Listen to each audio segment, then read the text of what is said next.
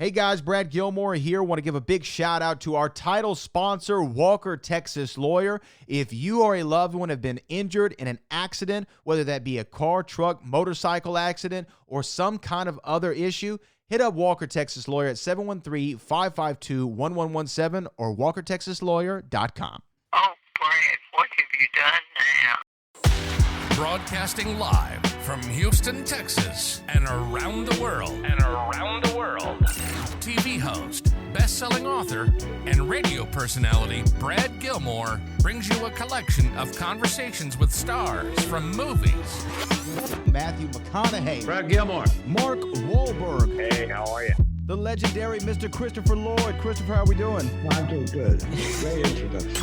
Television. Jimmy Fallon joins us this morning. Jimmy, how you doing, my friend? Good morning. Thank you so much, Brad, for having me. I appreciate this, bud. Kelly Ripa. Brad, thank you for having me.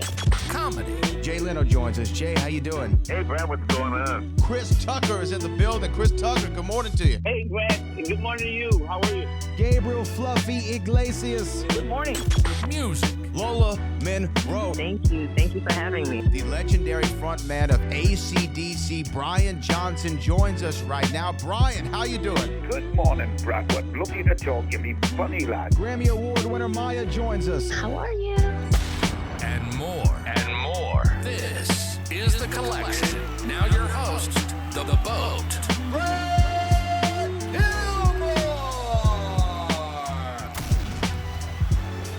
It is Hard Rock Legends that we're talking about on A&E, and the biography on the front man of Twisted Sister, T.He Snider, is going to premiere this Sunday, June the 23rd at 8 p.m. Central Time on A&E. And the man himself is right here in front of me, T.He Snider. D, how are you, sir? I'm doing great, and Brad, I'm really glad you used those words, front man. I've had a discussion going on social media. There's a difference between a lead singer and a front man. They are not just, just because you sing doesn't mean you're a front man, and just because you're a front man doesn't mean you're a good singer either. So, that was one of the things I hope this biography would reflect, is that I was a front man first and foremost, and that's the guy that has the job of connecting with the audience, bringing them in, getting them into the show. And if you've seen the biography, you'll see that even if it takes threatening to fight 35,000 people, which I did once, whatever it takes to get that audience attention, you got to do it. Well, you know what? I love that you brought that up, because, yes, there is a distinct difference between a front man and a lead singer. And when you think about what you were able to do with Twisted Sister, you had a read on the audience that I think must have been a sixth sense for you, or maybe developed over time. Whether you talk about the show and reading at the Reading Festival, or even the moment where you decided, hey, they're not digging the makeup, I'm going to wipe the makeup off. That's you having that connection with the audience and reading them. Was that a natural skill that you had, or was it developed through the times playing in the bars and things like that? You hit the nail on the head, Brad. It was self-preservation. We played so many years. We did 2,000 shows in bars for very drunk people. And, you sort of needed to be, and when you're wearing, in the early days, it was literally women's clothing. And these are biker bars. I don't know what we were thinking, but so you had to be on sort of red alert at all time. Watch your, keep your head on a swivel. Watch your six. All those phrases, and be aware of the audience and say, "And how am I going to convince this audience that this big freaky looking dude is worth their time?" I should say big freaking looking dudes. There was 5 of us, and that was my job, to engage that audience and just keep tuned in.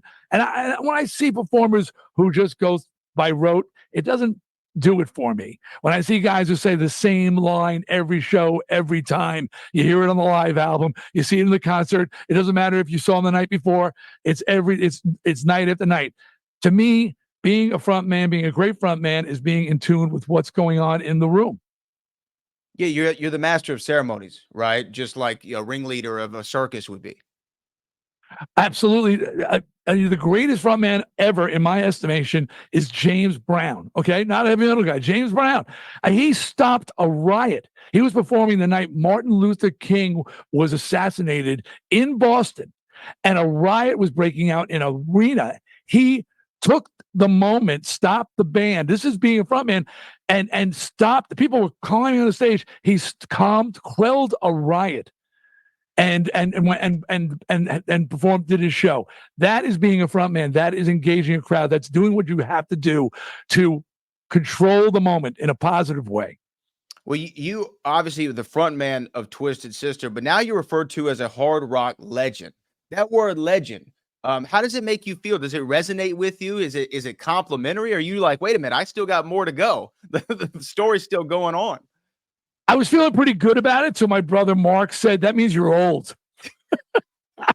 I said, thanks, dude. I mean, just leave it to your siblings to bring you right back down to earth, But you know what? I always, I love the fact that I have a legacy. I love the fact that there's people are interested in enough to do a biography. Thank you, A&E, on me, and want to talk about my past. But I'm always a person that's like looking to the next thing I'm doing, whether it's writing books. I'm starting a new film studio that's going to be putting out 3 to 5 movies a year, partnering with a major Hollywood studio for Defiant Artists is the name of the company. So to me, it's like I'm all about the next chapter, but it's always great to look back fondly and share stories, because all of us, all of the hard rock legends have some crazy stories to tell.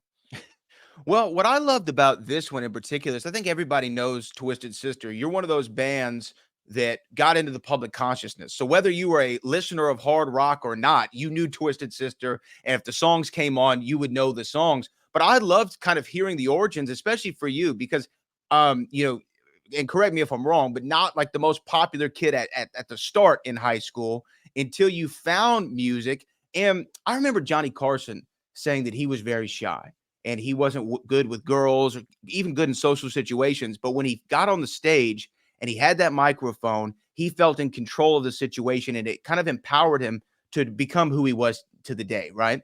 Was it the similar? You're really paying attention, Brad. You're really paying attention. Yeah, man. No, I was the least popular kid in school. And somebody asked me before, did you always know you're going to be a star? I said, yeah, but nobody else did. And I was seemed to be like, like you? No, not you. Yeah. And so, to try but my memoirs are called Shut Up and Give Me the Mic, because when I sang, that was the first time people started paying attention. So whether it was in church choir, which I did sing, and school choir, or in rock bands, it was a one time where people didn't see what I looked like or my popularity or what I was good. He can sing. And that was always my saving grace. And that got me in the door. And then from there, like I said, I learned how to okay, I got to do more than sing if I'm going to be up here wearing women's clothing. Yeah, I got to put on a show. I have to entertain. Yeah, exactly. But when I think any band or any artist, whether it be a comic or a band or whatever, when they're starting off, they almost do almost an imitation of their influences, right? They kind of follow that footstep and until they develop their own sound. And I know that Black Sabbath was huge for you, even early days, maybe some Led Zeppelin. When did you feel though Twisted Sister found the sound that y'all are known for? I want to add to what you were saying. You're saying, yeah, you're imitating. Thankfully for me, video was not a thing. So one of my biggest influences was Alice Cooper, and I only had pictures of Alice Cooper. So I see Alice Cooper and I go, well, okay, how did he get there? And well, he must have done this. And then I didn't see Alice Cooper perform until I was in Twisted Sister years later. He performs nothing like me, but I thought using his pictures, I was imitating him. So you imitate, and then you sort of find what works for you, and you modify and adjust. For Twisted Sister, I mean, really, we were together for 10 years. 10 years. I should have been a doctor. I could have just put that time into medical school. I would have just been so much better off. And that sort of anger and frustration, it started just yeah, we're having a good time. And then after years and years, I started getting mad at the world. And that sort of became our signature. We're that band that's mad as hell and not going to take it anymore. And, hence the song, we're not going to take it. But, so it became sort of defining us as that against all odds band of guys, band of brothers. So you mentioned we're not going to take it. And I have to ask about this because I said the same thing when I talked to Brian Johnson. I think Shook Me All Night Long and I Wanna Rock are the two greatest hard rock records of all time. They put you immediately in a Thank you. mood. They're so well written. They're so well played. They're powerful. When y'all recorded I Wanna Rock, was it one of the things that y'all looked at each other in the studio and knew then, hey, this is something? You know, I was the sole songwriter in the band, so I wrote all the songs. When I wrote "We're Not Gonna Take It" and "I Want to Rock," and they were in the same writing session where I would go off and write, and this is true. I wrote most of the Stay Hungry album in like 45 minutes. My wife, the baby was sleeping. My wife went to the store. I said, "Oh, good, I got a few minutes to myself. I'm going to do some songwriting." And my songwriting would be, I had song titles. I would look at the titles. They would inspire me. I would sing into a tape and get the basic ideas down. And I remember my wife coming home and said, "What'd you do?" I said, "I wrote some songs. I think I have some good ones." And I Want to Rock and We're Not Going to Take It were two in that same writing session. And they just jumped. I knew they were the ones. But here's a little side story. Our producer, who shall remain nameless, like that guy Baltimore, he shall remain nameless. He didn't want to put them on the album. I had to beg him, beg to put "We're Not Going to Take It, I Want to Rock" on the record.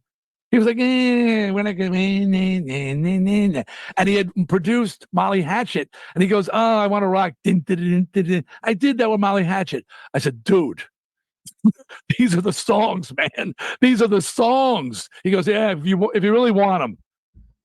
So the fact, so sometimes not everybody hears it, you know.